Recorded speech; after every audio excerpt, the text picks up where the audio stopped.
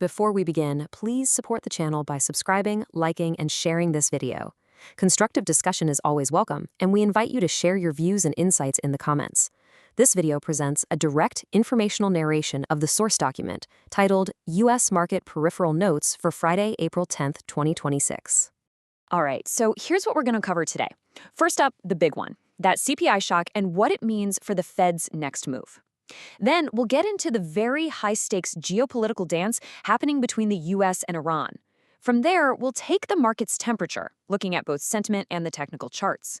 We'll also unpack the massive algorithm-driven fund flows that are really pushing the market around. And to wrap things up, we'll get a preview of the Q1 earnings season and look at the huge split we're seeing inside the AI sector. So let's kick things off with our first section. After 7 straight days of really strong gains, U.S. equities finally took a breather on April 10th, and there's a big reason why. Everybody's attention is fixed on the March CPI data. This inflation report is really the key barometer right now, sitting right at that intersection of geopolitical risk and Fed policy. It's what's setting the ceiling for how much risk investors are truly willing to stomach. Okay, let's look at the actual numbers, because it's really a tale of 2 different inflation stories. On one side, you have the headline inflation number, and it is running hot, mostly thanks to energy prices. The year-over-year CPI came in at 3.3%, which is almost a 2-year high, and that confirms inflation is, well, pretty sticky. Month over month, it shot up 0.9%, the highest we've seen since 2022. You can see that oil price shock loud and clear. But here's the other side of the story. The core measures, the ones that strip out that volatile food and energy stuff, they actually stabilized and came in below what people were expecting. And that's what's keeping that soft landing narrative alive.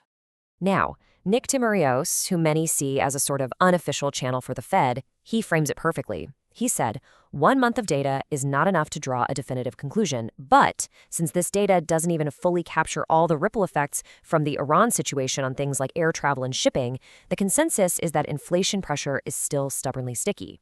So why didn't the market panic? Well, because it had kind of already priced this in. It's this logic of advanced pricing that kept things calm. And those resilient core numbers, they gave the market just enough breathing room. So the bottom line for this whole section is that the market has changed its tune. It's now only betting on a single rate cut from the Fed for the entire year. The bigger macro story is just trapped in this dense inflation fog. And really, the key question now is this. Are these high energy prices just a temporary blip? Or are they digging in for the long haul? The answer to that is going to decide just how long the Fed is willing to sit on its hands and wait. And that leads us perfectly into our second section, geopolitical bargaining. The conflict, and especially this tense back and forth between the US and Iran, has become a really crucial variable. It's adding a distinct risk premium to equities. In this kind of environment, energy prices aren't just about inflation anymore. They're also a real-time gauge of how secure the world's supply chains actually are. Over the weekend, the billion-dollar question is whether these US-Iran negotiations can find any common ground. As you can see, their starting positions are just miles apart. The US is using a strategy of maximum pressure mixed with some deal-making incentives. They're using both military deterrence and very upbeat public statements to try and seize the initiative.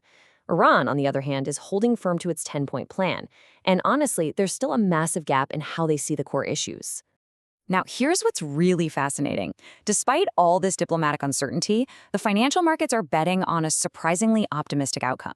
I mean, the fact that oil is trading below $100 a barrel tells you that the risk premium is shrinking. And get this, even though ship traffic through the critical Strait of Hormuz is only at about 10% of its normal level right now, the market has already priced in a super fast recovery. We're talking 50% flow restored in May and a full 100% return to normal by June. Okay, let's pivot to our third section, market sentiment, and the technical side of things. After such a steep climb, some warning lights are definitely starting to flash on the technical indicators, and that suggests a reset in volatility might be coming sooner rather than later.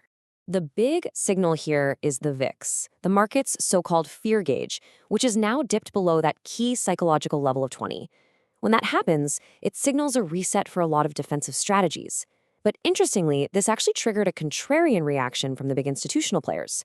They saw it as an opportunity to buy some cheaper insurance, scooping up long-dated put options to strategically hedge against the risk that those weekend negotiations fall apart.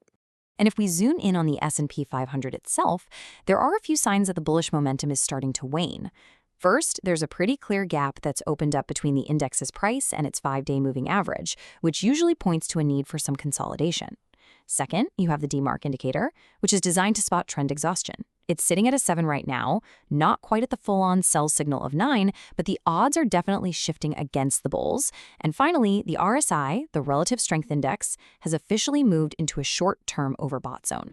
This brings us to a really fascinating and powerful force in the market today, our fourth section, fund flows, and what's being called an algorithm-driven mechanical push to the upside. One of the key features right now is the forced buying that's coming from what are known as CTAs, or Commodity Trading Advisor Strategies. And the scale of this is just huge. According to flow tracking data from Goldman Sachs and JP Morgan, these CTAs are expected to buy a mind-boggling $45 billion worth of U.S. stocks just in the coming week. To put that into perspective, this could be the second largest weekly buying wave ever. Now, a buying wave this big creates a powerful ripple effect in the options market. It's a process called gamma hedging. What it means, basically, is that the big market makers who sold options to these funds are now forced to go out and buy stocks themselves to cover their positions. This creates a kind of mandatory short-covering feedback loop, especially in the 6,800 to 7,000 range for the S&P 500, which could mechanically push the market higher, almost regardless of the underlying fundamentals. So, what's the risk here?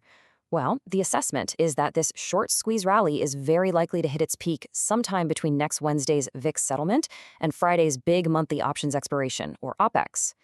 The real danger is that once this mechanical buying from the CTAs finally runs out of gas, the early bulls might start taking profits, and the market could suddenly find itself in a liquidity vacuum. All right, let's move on to Section 5, the outlook for Q1 earnings season. With the macro story kind of hitting a peak for now, the market is looking for a new pillar of support, and that's where earnings come into play. The big banks, which are often seen as a thermometer for the entire economy, are about to report. Their results are going to set the tone for everyone else. Here's the schedule you'll want to watch. Goldman Sachs gets things started before the bell on Monday. JP Morgan follows them on Tuesday. Then, later in the week, we'll get reports from Citigroup, Bank of America, and finally, Morgan Stanley. Now, while some analysts at places like Deutsche Bank are expecting bank earnings to be pretty decent, the options market is telling a completely different story. It is incredibly bearish right now. The put-to-call ratio, which is a measure of bearish versus bullish bets, is above 1 for almost all the major banks. For Morgan Stanley, it's hit a sky-high 1.4. And this extreme caution is actually the crucial point. It means there is substantial room for an upside surprise, which could spark a very fast rally in bank stocks if their earnings are even just okay.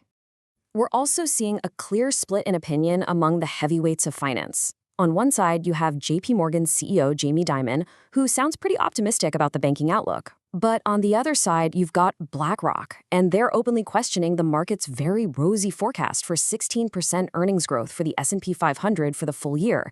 Their argument is that investors are underestimating just how much that sticky inflation could eat away at corporate profit margins.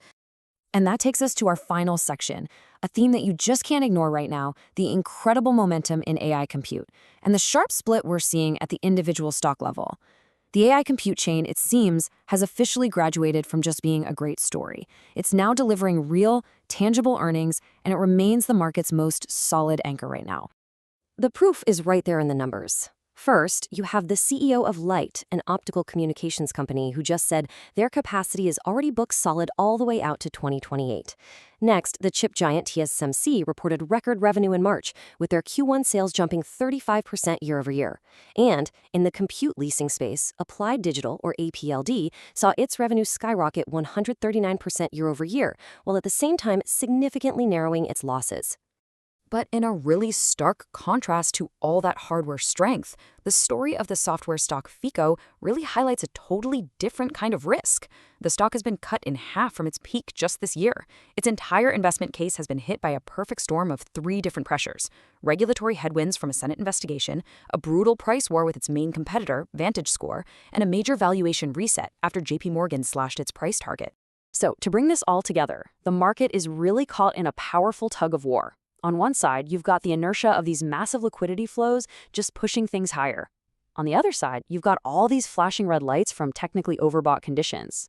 The incredible resilience of the AI value chain is the core engine that's supporting a potential push towards 7,000 on the S&P 500. But And this is a big but. With that huge wave of CTA buying about to run out of steam, and with options expiration right around the corner, it is absolutely critical to keep an eye on the structural risks as all these different forces collide. This document is for informational purposes only and does not constitute investment advice. Investing involves substantial risk. All decisions are undertaken at the reader's own discretion.